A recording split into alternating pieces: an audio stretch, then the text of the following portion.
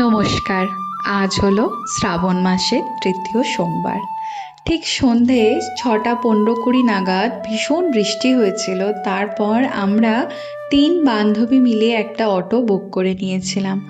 আমরা গিয়েছিলাম ভুবনেশ্বরের লিঙ্গরাজ মন্দিরে। এই মন্দিরে তাও আবার শ্রাবণ মাসের তৃতীয় সোমবারে যেতে পারবো এই ধারণা আমাদের কিন্তু কোনো দিনই ছিল না।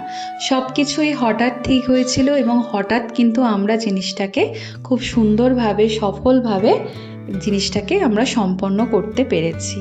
তো দূর থেকে দেখো, তোমাদেরকে মন্দিরটা দেখাচ্ছি, কি সুন্দর শান্ত স্নিগ্ধ লাগছে, তাই না?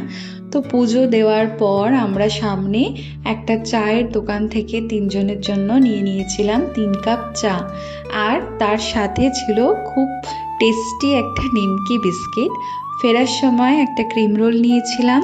তো সেটা খেতে খেতে অটোতে করে আমরা ফিরে এলাম। আজকে না আমার খুব টায়ার্ড লাগছে, কারণ ভীষণ কোমরে যন্ত্রণা হচ্ছে, তার সাথে চুলটা একদম ভেজা, কারণ জাস্ট আমি স্নান করেছিলাম, তারপরেই আমাদের ঠিক হলো যে আমরা লিঙ্গরাজ মন্দিরে যাব। ভাগ্যিস গেছিলাম। দিয়ে দেখো, রাত্রিবেলা ডিনারে আজকে সেরকম কিছুই বানাইনি, ঝাল সুজি বানানো হয়েছিল, ওটাই খেলাম। খুব ক্লান্ত লাগছে আজ, এতটাই। Good night.